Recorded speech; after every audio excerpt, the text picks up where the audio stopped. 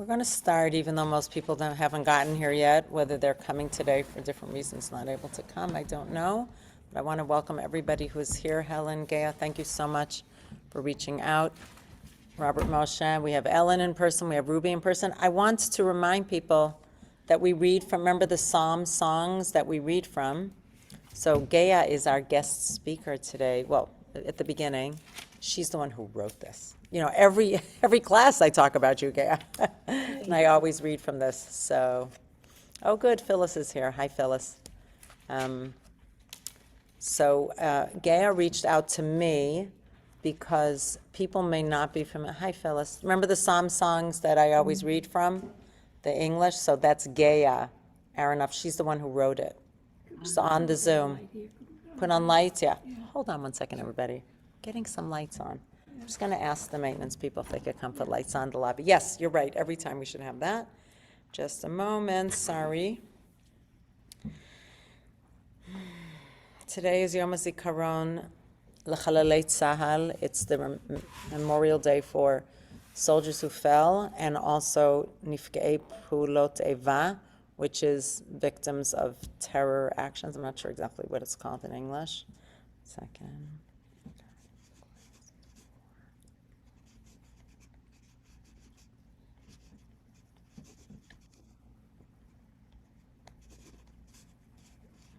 Okay, lights will come soon. And so it's Yom HaZikaron. Also, people may have heard of the wildfires that are happening in Israel, which are, I thought were under control, but now it seems that, again, there are wildfires. Some people are being evacuated. It's in the Beit Shemesh area. We hope for safety. We hope that nobody gets hurt, obviously, and that they contain the wildfires as soon as possible. It's so hard on Yom HaZikaron, and tonight is Yom Ha'atzmaut. It's almost Yom Ha'atzmaut already in Israel, 7 hours difference, so it's already 6 in the evening, which is exactly in Israel when they start switching the songs on the radio. 6 o'clock is pretty much, 6 is when they switch the songs on the radio all day. They play sad Israeli songs. And then about 6 o'clock, they change to transition songs.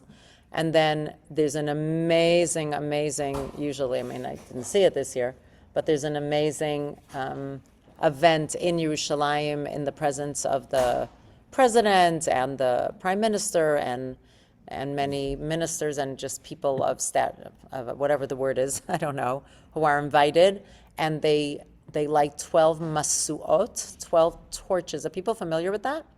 It's an amazing, gorgeous show. They have dances, they have speeches, they have a ceremonial passing of flag and flag ceremony where they make different configurations with flags. Are people familiar with this? It's an unbelievable thing they do every single year in Israel. And so that's beginning at 6. Usually that starts at 8. And 6 o'clock is when the songs start switching, because, it's a very, very, very sad day. In Israel, people went to military cemeteries this morning, people who lost people from their family. It is my friend who had brother-in-law who was killed actually in an accident in a exercise with live ammunition. And sadly, he was shot, but he's considered a casualty of war, of course. And she said, you can't, like her sister once came with her and fainted because it was so hot, and she didn't even fall down. Because they're shoulder to shoulder in the cemeteries. And you actually have to park very far away now. They have shuttle buses to bring you to them, and it takes all day. So anybody who's lost anybody in any of the wars or any of the victims of terror, they all go to the cemeteries as a rule. It's a hard day in Israel. It's a very, very hard day. Siren at night, siren in the morning. I don't know if you ever saw that. People actually stop on the highway. Everybody just stops and gets out of their car and stands for the 2 minutes of the siren. People go outside. I used to go out of work. I used to go on the roof and, stand at attention, basically. So that is about Yom HaZikaron, which is why we decided last week that we would learn Psalm 23, which was the next on our list, because it's often used at funerals, although very interestingly, that's more of a Christian thing, which I learned when I read about it. But we do use that at funerals, and we'll talk about that when we delve into it. But Gea, who, as I said, the one who wrote Psalm songs, which we read for every one of the Psalms, we read the beautiful translation/poetry that Gea wrote in English. And by the way, there's one in Hebrew as well, which is really beautiful as well. Gea reached out and said that that she watched this. As I said, there's a ceremony tonight. That's a happier ceremony. There's a ceremony every Yom HaZikaron at night, also 8 p.m., always at the Kotel. They clear the Kotel completely, and nobody is there, nobody's by the wall, and it's a military ceremony. They always invite 3 or 4 benches they have of people who lost family members as soldiers or as victims of terror. They always read a beautiful poem in Hebrew called Magash Shel Kesef, which means a silver tray, and it's about how they are being delivered to God on this silver tray because they're such pure souls who were killed defending the land of Israel, or just because they were living in Israel, they were killed because of acts of terror. And it's very beautiful. And Geah said that the president of Israel, President Herzog, spoke movingly, beautifully, and read a different psalm, not 23, but actually Psalm 83. I'm going to turn it over to Geah to read it from Psalm Songs. I'll put the, yeah, so everybody can hear. No, she's going to read 83, but she's going to read it with her translation. I don't know if it's worth even looking it up because it'll be different from what's written in your Tanakh. And then if Geah, if you can also share a little bit about the message that President Herzog said, I think we would all appreciate that as well. So I'm going to turn around so people see you. You're unmuted. And you can see the people in the room, the people on Zoom. I don't know how much you can see them, but we can see you. Everybody can see her now? Okay. Bevakasha, Geah. Hi, everybody. It's a privilege. I didn't really expect to be here this morning, but I did want Rabbi Bracha to know that Psalm 83 was read last night at the Tekes for Yom HaZikaron, and I hope you'll all read it in Hebrew or in English translation after this session with Rabbi Bracha, because for me it feels like it was written yesterday, that Asaph, who was one of the Leviim who served at the time of Melech David, wrote this. There are 11 Tehillim attributed to Asaph. This is the last of the 11. And again, it's not a very long parak in Hebrew, but I think it's certainly worth reading. And I'm happy to read you my poem that is really not a translation, but an understanding that tried to stay pretty close to the text of 83. And this was the parak that was read by the chief rabbi of Tzva Haganah Yisrael of the IDF last night at the memorial service for Yom HaZikaron. One other thing that Herzog said that I want to share that really touched my heart, among many other things that were beautiful that he did say, was that he stressed the importance of unity among our people, unity in Eretz Yisrael, unity among the people of Israel. And he basically said, Shahabayit shalanu lo yecharev, that our house will not be a churban. And I think this was an allusion to sinat chinam, baseless hatred, being thought to be by the Rabbanim one of the causes of churban bayit sheni. And even though we obviously don't have a bayit shlishi, our bayit, our larger bayit, not the HIR bayit, our larger bayit is Israel and the people of Israel. And if we have this baseless hatred, he didn't say it graphically, but he did imply or made an association with baseless hatred being the cause of the destruction of Bayit Sheni, with the implication that we don't want this to happen to our larger Bayit, the state of Israel, God forbid, and the Jewish people. So anyway, this is the poem that I wrote about Perek Tehillim, Pei Gimel 83. And it's pretty true to the content of the Perek Tehillim. Now is not the time, dear God, for silence or withdrawal. Our ancient foes, the Philistines and sons of Ishmael, from Edom, Moab, Amalek, Assyria, and Tyre, have terrorized your world as they collaborate with modern hate to stream and form a river, rushing toward us in jihad, poisoned to obliterate us all. Now's the time, right? Now's the time for you to show that power is yours, that if you will, a glance, a puff can blow them all away, like straw in the wind, like straw in the fire, like dung that returns to the earth. Let them learn to see the shame of murder, suicide, and war, and let them see you reign in peace. So beautiful. And one other little thing that I just want to say before passing back to Rabba Bracha, again, and it's a privilege to speak to you, and I'm grateful to you, Rabba Bracha, for this course and for enabling me to just say these few words. I don't know if in the Omer anybody else follows the Kabbalistic what Sphira we're up to, but today happens to be Tiferet Shebetiferet. Tiferet is the Sphira that's personified by Yaakov Avinu, and it represents the unity of Bnei Israel. That's Yaakov true. was the father who basically kept the 12 tribes together. And I remember Rabbi Weiss in one of his many wonderful speeches saying that after the horrible episode with Bilhah, with Reuven and Bilhah, when his son basically had relations with his wife, the very next Father's wife. pasuk, the Yeah. very next pasuk says, Bnei Yaakov Shtemesre. So he didn't kick him out. He didn't say you are no longer part of this family. The very next sentence in the Torah is Bnei Yaakov Shtemesre.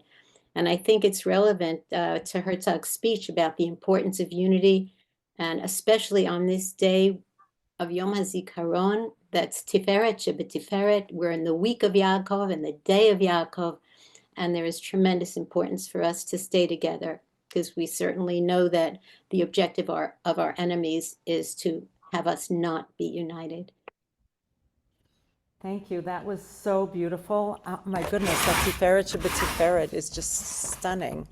Thank you so much. I love, love, love, love, love that. That's just, I have no words, and it connects so beautifully to what Herzog said. Thank you so much. You're so welcome. That was really a beautiful, beautiful way to bring in Yom HaZikaron. I want to add one more thing. Just 1 minute, 1 second.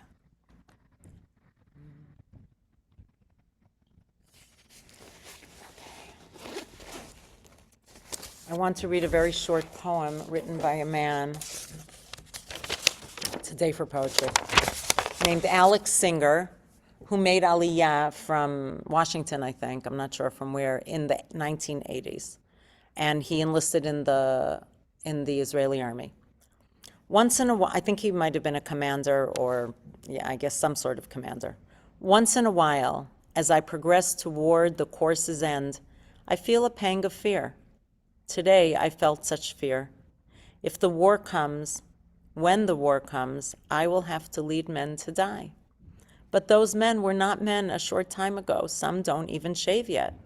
And I will have to have the calm power to yell at them or to whisper, Kadima, go forward. And I will have to have the calm power to step forward myself. Alex Singer was killed in action 2 years later.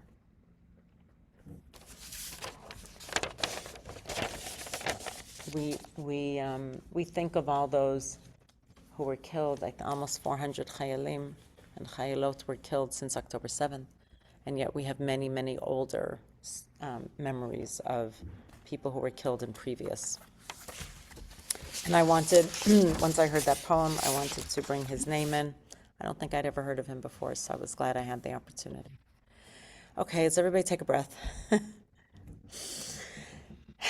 It's a hard beginning, and it's appropriate for Yom HaZikaron, and I'm glad that I had community to spend this time with, because it's such a hard day. In Israel, it's a very hard day. The air is heavy. It's just literally heavy, and just hard to get through it. And you think of all the people who you loved, or the people who you know who had people who they loved. I know so many people who lost family members.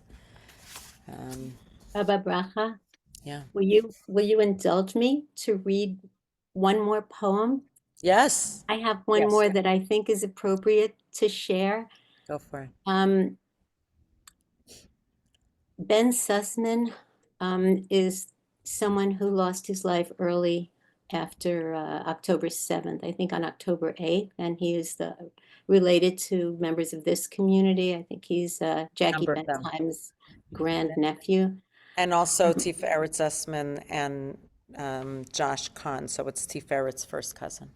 Okay, so I saw a podcast of his mother speaking about her reaction to being told that he had died in battle. And she said, he's dakafti, which in Hebrew means I stood erect. And she says I remember her saying time and again, I don't know why that was my reaction. I don't know why I felt like I had to stand up erect. But she said that was her reaction to being told. And I was puzzled at her not knowing what it meant to her, why she felt like she had to stand straight. And this is a poem that I wrote about her standing straight. And it's called Mother Courage. When they came inside through her open door and they spoke their unspeakable words that her son had been killed, that her Ben Sarit, that her firstborn son was no more. She stood tall and erect. She turned white. She unfurled, rigid in the blue-black night. She stretched up to full height of her blue and her white, and her flag prayed on, waving in the bleak black night. Wow. And I understood her Hizdakafti to represent that she basically turned into a flag of Israel. She turned into this symbol. Yeah. And from that moment on, she would always represent the flag of Israel that she lost her firstborn son on it. You know, Yeah. she stood up and she became the flag. Have you sent that to the family? I shared it with Gitty, who's in my shir that we have for 25 years. I shared that with her, but not with the family. Would you share it with me and I could share it with Tiferet? Would you be comfortable doing that? Absolutely. Yeah. Thank you. That I was will. so special. Thank you. Okay. Yom HaZikaron is hard. Just saying that. Thank you. Okay, now let's again try to take a breath and move to Psalm 23. And we're going to talk about it. By the way, I'm just reminding, Gail, this is a beautiful, it's not like yours, it's a little bit, it's different from yours, but these are my two go-tos now. Somebody who's not on today, who's on usually every week, told me about this. It's called Psalms That Speak to You. What's nice about it is that you can pick it up and carry it with you. It has Hebrew and then it has transliteration. No, not transliteration. It's translinear, meaning line by line. So you know each line what the English is, which sometimes when you do right to left, it's not so Right, obvious. it's harder. Then it's not a commentary, but of course it's a commentary because when you translate, there's always commentary. But Right. it's something you could take with you. And people who often like to be in a Tehillim group or just feel connected, I found this to be a really nice pocket size, but not so pocket size that you can't read it. So, because sometimes they're too small. Obviously, this is different because this is a short poem for each one. So these are literally what I take to class every week, just so you know. I think it's beautifully done. Also, as yours is just a little bit different. So we're going to read, and I want to remind people that Psalm 23, which is what we chose for today, and following Sue Rudnick's suggestion, not rushing, not hurrying, but really taking the time to be thoughtful, to give everybody time to think about it. And as Phyllis said so beautifully last week, that saying Tehillim is one thing, but taking the time to slow down and understand it gives so much more depth and breadth to it, and that you really appreciate that. Even though we're not going to get through all 150, it's too much anyway. We're really only going to go through what we call the most popular, the most well-known. Although now you really want me to go to 83, I think we'll probably get to that because Bezrat Hashem, we're actually going to continue this next year because it's been so amazingly thoughtful and gorgeous. And there are a number of psalms that we still want to get to. So I want to remind people that this is a song that was popularized by Ben Zion Shenker, who was a very prolific Jewish songwriter, not Israeli, not like the modern Israeli song. This is more like the Pirchei type song, except his wasn't Pirchei type; those are lighter. But he wrote many, many songs, especially for the Majitz Hasidim. I was blessed to have been in Israel and had time to spend at my uncle Mo, Zichrono Livracha, at his home. He came from Toronto, he and his wife, my Aunt Rose, and also Zichrono Livracha. And when I was in high school in Israel, I had the blessed opportunity. I didn't really know them because I was in Boston, they were in Toronto, for those who come from Canada. And they made Aliyah, and because I was in Israel, I would go to them. They were sort of our home base. I mean, I was in a dorm school. But he had an amazing, gorgeous, gorgeous, gorgeous voice, and all of his children have beautiful voices. He has a daughter and 4 sons, and the 4 sons would weave their harmony with his voice, and it was so beautiful to sit at their Shabbos table, their Shabbat table. It was just fantastic. And it turns out I learned many, many, many, many, many Majitz tunes, which most 15-year-old girls, wouldn't have the opportunity to learn them. So now this is something that he actually wrote that most people know. I'm just going to start it. I'm not going to spend time now singing it. I'll sing it maybe next time or the following time. But it starts like this. Mizmor LeDavid. People know it? Hashem roi lo echsar. You know, Ruby. Behinot eshe yar bitzeni. Anybody here, does that sound familiar to them? Yes. Phyllis, that sound familiar to you? Okay.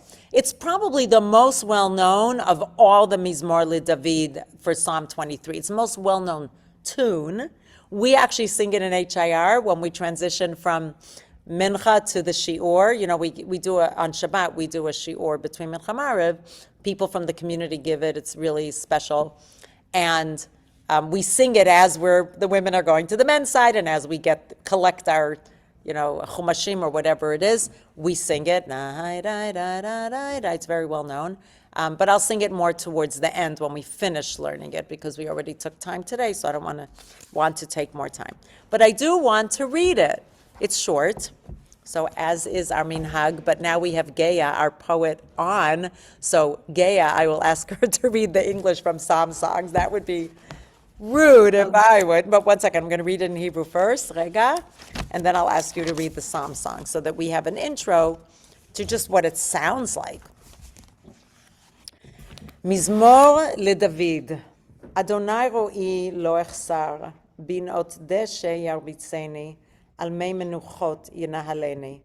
Nafshi shovev yancheni b'maglei tzedek למען shemo. Gam ki elech b'gei tzal mavet, לא אירא רע כי אתה עמדי, שבטך ומשענתך המה ינחמוני, תערוך לפני שולחן נגד צורריי, דשנת בשמן ראשי כוסי רוויה, אך טוב וחסד ירדפוני כל ימי חיי, ושבתי בבית אדוני לאורך ימים. I'm going to read the translation, and then we'll hear Gea's adaptation for it. I think this is already commentary in English, and then another commentary, which is a great way to preface it. A psalm by David, or for David, we don't know. Le is for, we don't know. God is my shepherd, I will lack nothing. He lays me down in green pastures. He leads me beside calm waters.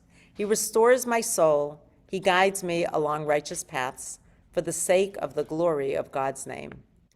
Even though I walk in the darkest valley, I will not fear evil, for you, God, are with me.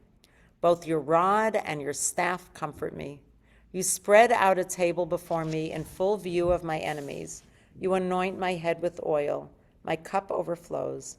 May only goodness and love follow me all the days of my life. And may I dwell in the house of God for many years to come. Geya, if you would honor us with reading 23. Happy to. You lead, I'll follow and lack nothing. Cushion my falls. Slowly I'll land in verdant fields, in calm water. Soothe my soul, immerse me in justice and truth and in you. Leaning on you, I have no fear. I tread lightly through valleys and shadows and nightmares and terrors of doomsday and death. Your bounty sustains me. I drink my fill, my thirst is quenched, and I, empowered by your master plan, can face whatever comes my way and live my days in peace. Beautiful. So beautiful. And as you're reading it, I'm thinking of the commentaries that I collected and how they flow, literally, with a lot of them. So before we start, I would like to hear, okay, it's been quiet. Gay and I have been doing all the talking for the last half hour. So I would love to hear your voices. First of all, what do you think? What do you know of it? Where have you heard Psalm 23? Any of that, I would just love to hear from anybody, people on Zoom, people in the room. People on Zoom or people in the room? People on Zoom or people in the room? Anybody and everybody, I would really love it if you would speak up and just say something about it, where it touches you, where you've heard it, any of that. Ellen's thinking, I see her staring into space. Ruby's thinking. Phyllis, bevakasha, please. I've heard it at Jewish funerals. At And Jewish funerals. yeah, and when we lived in Fredonia, New York, which is a small town which had very, very few Jews, and Ed used to lead the services, the funeral services, when we didn't have a rabbi. This was a familiar psalm to Jews and the many non-Jews who also attended the funeral. So Beautiful. So I think you touched on a very important point. Thank you. It has become a part of what we often say at funerals, but it actually crept in through the Christian culture, it turns out.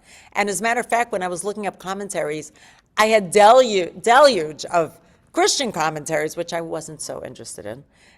And I had to weed them out and just find the Jewish commentaries because those interested me more, especially since it would be hard for me to pick it apart, although I didn't completely, disclaim them, but I wanted to spend time. So I wonder, really, it wasn't 100% clear to me if it was ever used for funerals before Christianity, took it on board, but it is used, and now there's nothing wrong with it being used in the non-Jewish culture. I want to say that. I think it's beautiful that Psalms in general, we've spoken many times about Psalms and said that when we don't have words, we turn to poetry. And when we don't have words in Judaism and in Jewish culture, we often turn to Psalms, and there are 150 of them. Some easier, some much harder to understand the Hebrew and understand even the English. But Psalm 23, I don't know anymore if it's because we've heard it so many times. It's hard to know. But it's not that long, and that helps as well. It's 57 words, I think I read somewhere. So when it's a shorter psalm, even if the words are a little bit harder, once you hear it over and over, and Mizmor, Mizmor, David, Hashem, Ro'id, some words are very short, and they're easier to follow. Saying, there are other words that aren't, but we've heard it so many times, and it's short, so it rolls off our tongue more easily. And I also think that many of us know it in English as well, but it's also very well known in Israel. And as I said, a lot of it is, well, at least among Orthodox Jews, it's more well known because of this tune. And okay, so I'm going to pause there and ask if anybody else has any thoughts or ideas they'd like to say about it. Ruby. To me, it's just a basic belief in God and our destiny. It's like this is who I am, and What do you mean this is who I am? You or God? You as the Jew, like what? well, God, and because of my relationship to God, that's who I am. Nice. Okay, Nice. and it sort of like sums up our basic belief this way, and our acceptance and Acceptance of what? acceptance of life and moving on and there are hard parts and continuity. easier parts, Right? maybe. Yeah. So thank you. Yeah, go on. So I one of the things that was really highlighted among many of the commentaries is how much it's about me. And that's unusual. Very often in our liturgy, and I guess in our songs as well, I haven't checked all the Psalms, but very, very often it's in the communal. It's in the communal, it's us. And I think, Ruby, you hit on it beautifully. You're saying it sounds like it speaks to you directly because it sounds like it's me saying it. So let's go back. Somebody said there were 17 places where me appears. That doesn't appear as its own word, ani, I, but in Hebrew you can add a suffix. And for example, you might say, I don't know, let me think. Shulchan is a table. Shulchani is my table. Tik is a bag. Tiki is my bag. Banim is children. Banai, well, that's in the plural. Bat is a daughter. Biti is my daughter. So it adds the word my just by adding the suffix. Everybody with me on that? That's, so just as we read it, and I'm really appreciating what you said, Ruby, because you're saying it actually speaks to you. God is my shepherd. I will lack nothing. God lays me down in green pastures. God leads me beside calm waters. God restores my soul. You hear how many times? God guides me along righteous paths for the sake of the glory of God's name. Even though I walk in the darkest valley, I will not fear evil, for you are with me. Both your rod and your staff comfort me. I have a lot to say about rod and staff, but we're not up to that yet. You spread out a table before me in full view of my enemies. You anoint my head. And that, by the way, could be David, King David, speaking. Remember, we said we're not sure who wrote each psalm, but when it says Mizmor le David, then that a psalm, we consider that to be by David, that King David probably wrote this one. It's actually an anthology. We don't know who wrote each one. But when the name appears in the title, most of the time we think that person wrote it. It's a misnomer, fallacy, that King David wrote all 150 of them. We spoke about that in the introduction. But we don't 100% know who wrote each one. Both of them. You spread out a table for me in full view of that. You anoint my head with oil. My cup overflows. May only goodness and love follow me all the days of my life. May I dwell in the house of God for many years to come. I didn't even count how many there were. So it's all from the first person, which allows it to be very personal. And I wonder, could somebody speak to maybe why it's said in a funeral, or if you want to say something else, Ellen? It's almost a contradiction, because when I'm thinking of the way it's used at the funeral, Yeah. it's usually used, I mean, I don't think I'm mistaken. My memory is terrible, and luckily I haven't been to a funeral in a while. But it's said as the mourners walk between, no, that's not That's it. hamakom yenachem etchem b'toch Oh, Shabbat. okay. That's may God comfort you among the Mourners of Zion, mourners of okay. Zion in Jerusalem. No, so that's not what Okay. it's. That's one verse. This is read usually beginning of funerals, Jewish funerals. We usually have between 1 and 3 or 4 psalms, 1 and 3 psalms, usually sometimes read in Hebrew and English. So it's one of those that's traditionally said. Even if you pick one, you'll usually pick that one. If you pick more than one, you might, pick others. Right, okay. So, okay, I would love to hear any thoughts about whether any of the ideas brought up so far. There were 2 specific ideas about, but if that connects to anyone, why we might read it at a funeral. Why, when we read something at a funeral, we're hoping to comfort people, I think. Maybe we're using it, I don't know, or maybe it's expressing the complexity of our emotions. That's possible as well. I would just love to hear people's thoughts. Phyllis. I was going to say, so much at a funeral, we do talk about the person who has died. We honor that person, their Yes. memory, and everybody is there because they had some connection to that person. And this psalm helps, I think, the people who are there because they're going to miss this person. And so it's comfort for the mourner who is there, and also has to continue to move, as we talked about last Shabbat, not move on, but continue to move. And I Move think forward. Yeah. I think that this psalm is an attempt to help do that. Oh, that's really, really beautiful. I have to write that down. Because that's really beautiful. I'm so always so glad I record these so that I can get the wise and pithy statements that people share. So this is you're saying it could be the mourners. I didn't even think of it that way. I thought of it as maybe about the person's life, and you're saying, no, perspective of the people in the room. Mourners, it's not move on, but move forward. Beautiful. And offer them comfort. Beautiful. I think there's a text proof for Phyllis's idea, Yeah. and that is you're standing in the shadow of death, Yeah. right? Oh, nice. Yes, Begates Amavet. Right, Wow. at the shadow. So And the shadow is over you. It's like overhanging at you're the not funeral. dead, but your loved one is dead, and you're standing in that shadow. I think that's Oh, that's so the text proof. gorgeous. Yeah, very nice text proof of that. Really, really, really nice. Again, I'll never be able to say or hear any of these Tehillim that we learned together the same because they have so much more meaning. Okay, that's really beautiful. Thank you. We've heard from a bunch of people, Robert, Moshe, Robert, or Helen. Do you have something you'd like to add? No.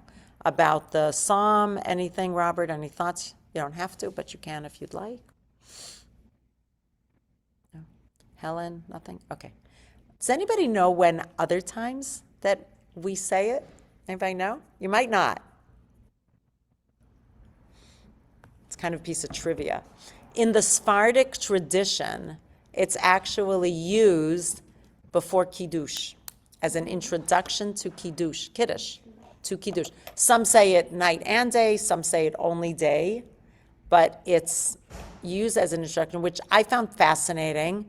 And I think that could connect to Kosi Rivaya, my cup overflows, because you have a cup of wine.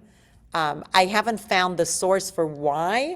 I'm still looking that up, trying to find what it is, just so you know that it is inserted in places of our ritual and our, well, I mean, I guess, is that called liturgy when it's Kiddush? Or is it just davening? I don't know. Ritual, you call it ritual. It's part of our ritualistic, the verses and the things that we say. Now, think about it a second. What do we say when we say Kiddush? We say the verses from the Torah about Shabbat, or we say words about Yom Tov, right? But let's think about V'shamru v'nei Yisrael v'shameru v'nei Yisrael. That's from the Torah. That's keeping Shabbat. Or Zachor et Yom HaShabbat l'kadsho, remember. Those are the verses that talk about Shabbat. And at night we also talk about sanctifying Shabbat because that's the mitzvah of Kiddush. And yet, whoever it was who decided to add introductory verses decided to add Mizmor LeDavid. So I'm parking that for now. I'm going to try to find the source of why, but I'm also, at some point, maybe at the end, we'll circle back, or at any point if somebody's, this week, next week, wait a second, now I see why it connects to Kiddush. I'm also happy to hear your thoughts. So I'm just putting that as part of the intro. Okay. Does everybody have a copy of the Tehillim in front of them? Everybody has that? So now let me move into the content. First, I was asking people for your general feel. How would you categorize this if you were looking at it from a poetic standpoint? Anybody who took English, which I assume all of us did at some point. So how would you categorize it? Do you have any words that would, we know it's a poem because all of Psalms are poems.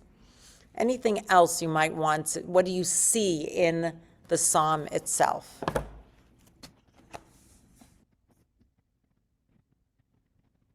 Connection to nature. Connection to nature, great. Very much connection to nature. Anything else? Is it talking about us, the humans? Is it talking about us as humans, B'nai Adam? Is that what it has in here? Like when you say, God will lay me down in green pastures, what image does that conjure up in your mind? Is it people lying in a field? And when it says, leads me beside calm waters, guiding me on righteous paths, what is that? What picture does it bring up in your mind, if at all? Peacefulness. Peacefulness, yeah. Anything else? Hashem ro'i, God is my shepherd. In some ways, we're sheep. Sheep. Yeah, a lot of people see it as us being sheep. Yep. we're being taken care of. We're being taken care of. God is being my shepherd. protected. Yes, we're being protected. Good, good. All words that And have to we're- do with shepherd. And we're shown where we should be going. It's not just, I'm the first person on the path. Oh, We're interesting. being shown Wow. where we're supposed to go. Oh my goodness, you know what that made me think of when you said we're not the first person on the path? I think that animals in particular, you try to bring them along a path that's been well trodden because it makes it easier. Now think of horses when you take them out, they always go along the same path to go back, right? Somebody said when they go out, when they rent, they get a ride. So in the middle, the horse just took off because the horse knew that this was the way home because it's well trodden. So I kind of love that, what you said about we're not the first. Can you say more? What do you mean we're not the first person? I'm really appreciating that. It has a lot of different meanings. I mean, one is that we're not as important as we like to think we are, which is sort of apropos these days. I will not address that. But Yeah. the other is that there is someone or something that knows the right way, knows the peaceful way. Oh, the peaceful way. And Nice. that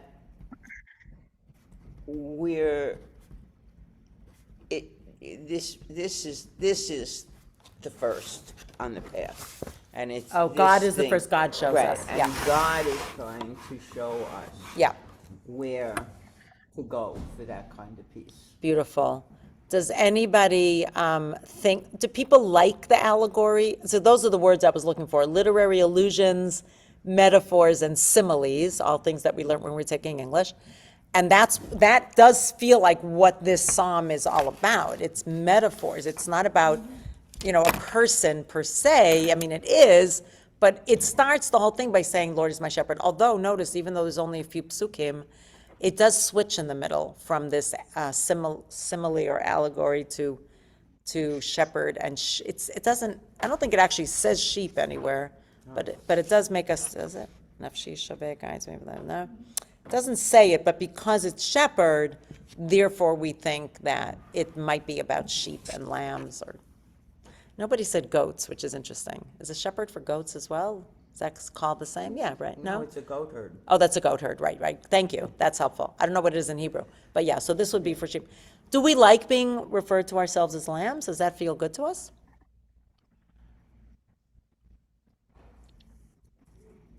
Lambs has a different connotation than sheep. Okay, sheep or lambs, got it. Sheep is Their beginnings.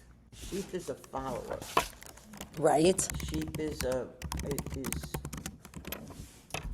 already grown. It's already grown. yeah. What did you say, what? It's already grown. Oh, it's already grown, right. So it could be lambs, it could be sheep, 100%, I agree. Lamb feels more peaceful, but sheep is also. Lamb is also beginning. Oh, lamb is being, right, and that's not in here, so it's not, right, it's not specifically about children, I agree. But baby lambs are probably going to be part of the herd, but yes, I agree. Okay. It's interesting because yarbitzeni in modern Hebrew, leharbitz, anybody know what it means? Means to hit. Yeah, thank you, Gail, right, to hit. So we say lays me down. It's interesting. I tried to, somebody spoke about the etymology. I don't know if we'll get to it today, but when we go from the Hebrew to the English, it's always a commentary a little bit. I just want to pause for 1 minute because Helen wrote that she has an idea of why we say it for Kiddush and Sephardic customs. Yeah, what's the reason? Okay. For Kiddush, for Shabbat and festivals, it has the phrase Zecher L'Tziat Mitzrayim, remembering the Where? Exodus of Oh, Egypt. the Kiddush has, yeah. Yeah, and the Kiddush has it. And so if you look at the Psalm, the Lord is my shepherd, I lack for nothing, he renews my life. Though I walk through a valley of deep darkness, maybe slavery, I fear no harm, for you are with me.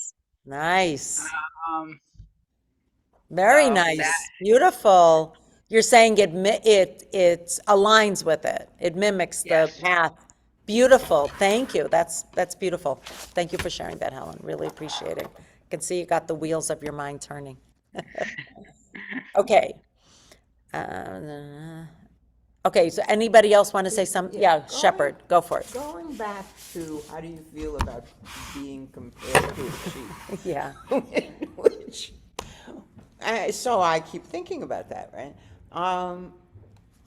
There are, to me, the connotation of a sheep is a follower.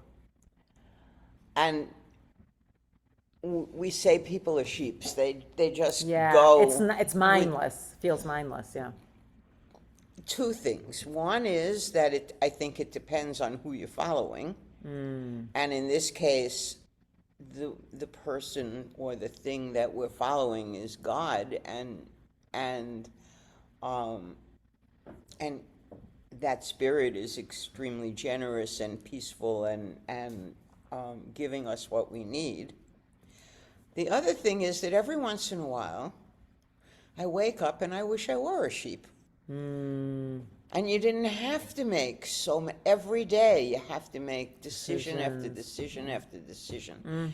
And especially after the death of someone you're close to, because then you have to move forward and you have to figure out how to do that. Oh, yeah, it's hard And to it- make decisions. And it would really be nice at that point, a little bit, to be a sheep Yeah.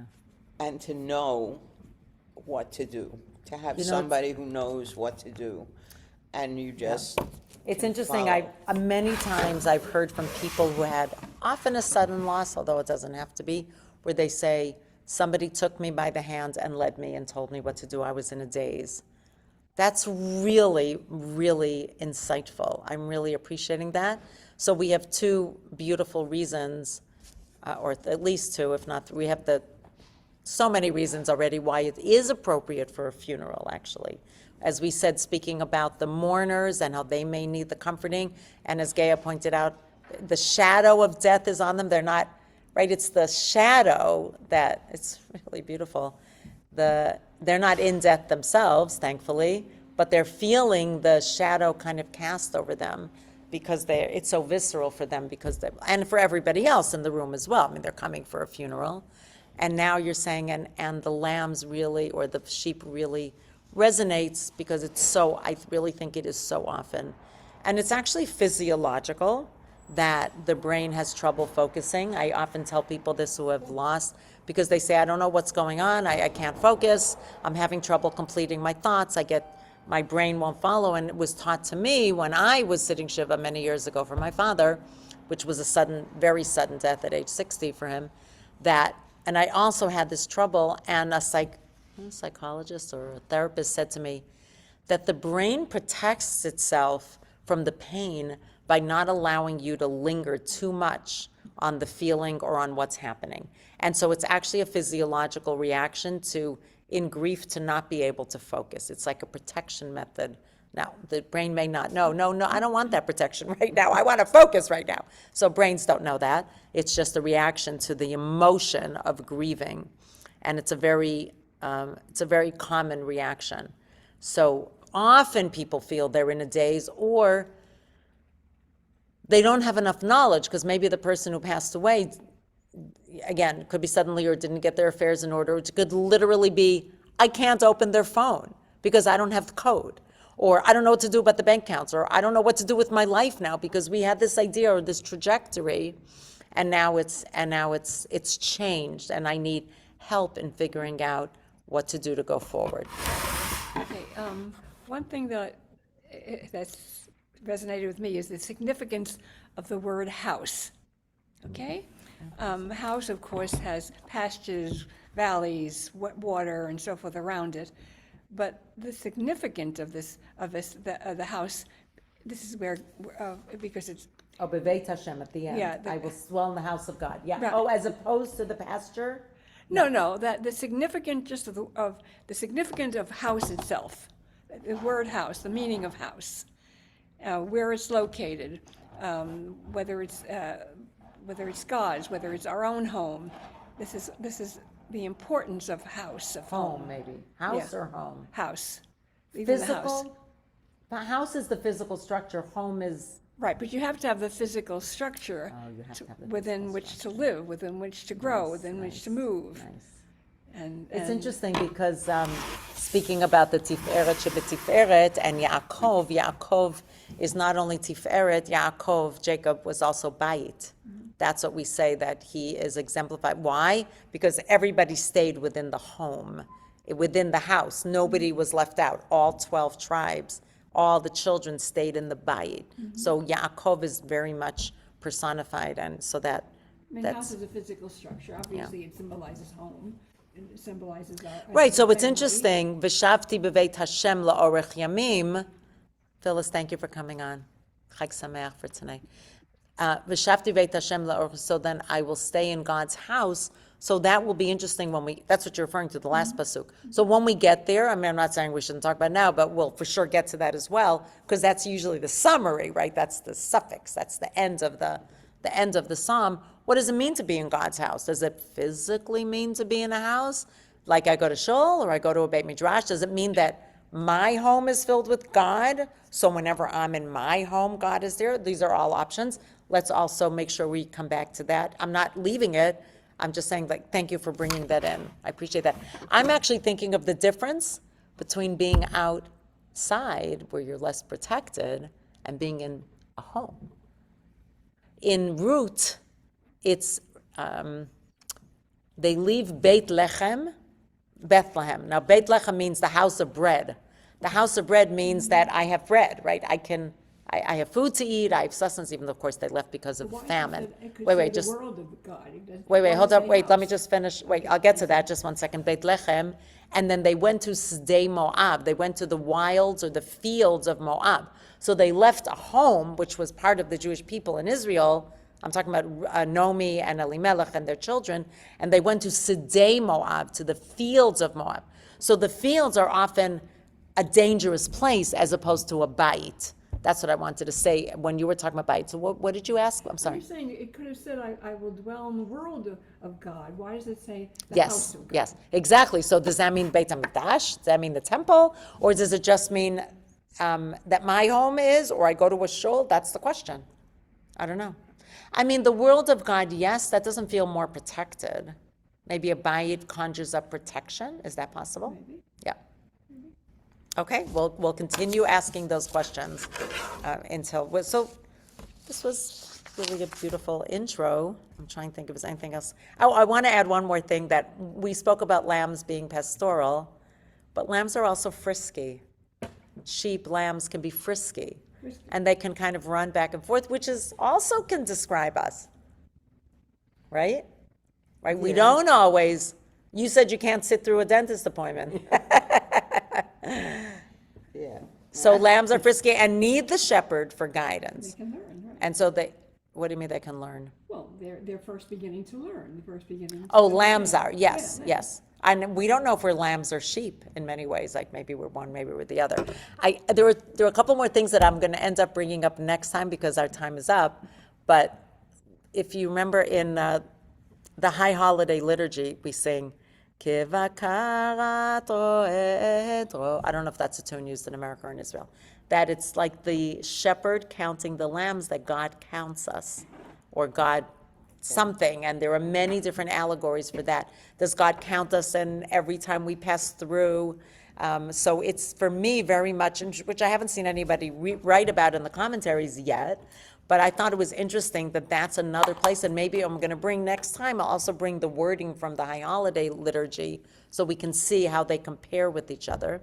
The other things I'm going to bring up, so I watched a video of somebody who's Israeli, and she's historian, geographic, something like that. She said whenever she reads Psalms or anything, she looks at the geography of Israel. And she showed a picture of what we imagine that green pasture should look like, right? It's lush and fertile, like just imagine, and there's a stream going by. But then she showed the real terrain of Israel. Nothing like that. Rocky, very little green. And it's like, wait a minute, I actually need God's help for this. So, oh good, I'm leaving everybody with a smile. So I'll show you pictures next time. Oh, there's so much to talk about. You have lifted my heart. I literally, that's how I leave every time, every Wednesday. The conversation is so gorgeous, and I'm appreciating all your thoughts. You have enriched it. No matter what I study, it's so much richer when you join with your thoughts. So I want to thank everybody. Now, it is possible, there's just a couple of housekeeping. Next week, there's a possibility that I won't be able to do it at 11. I might have to do it at 12. I hope people will be able to join if it's at 12 or possibly 11:30. I'll see. I'll put it in the mail. And I will be away the following week, completely away. I have a lot of family things happening, plus soon expecting a grandchild, Bezrat Hashem, in Israel. I'm going to Ohio because my husband's side of the family, there are family issues that need to be dealt with. But then after that, I'll be gone the whole week, so I'm not going to. So I'll put it in the thing that we won't have it, and you'll see it in our emails. But then, Bezrat Hashem, I'll be in Israel at some point, but I don't know when, because who knows when babies come. So I just want you to keep an eye out for that. So next week is regular. But next week is regular, but it might be at a different time. Maybe, but the 14th is no class. Correct. The 14th is no class right now. Yep. And then I don't know going forward, depending on my daughter and my Bezrat Hashem grandchild. So Bisha Tova. Thank you. thank you. Bye-bye. Thank you. Thank you for joining, everybody. Love you guys. Bye. Thank you.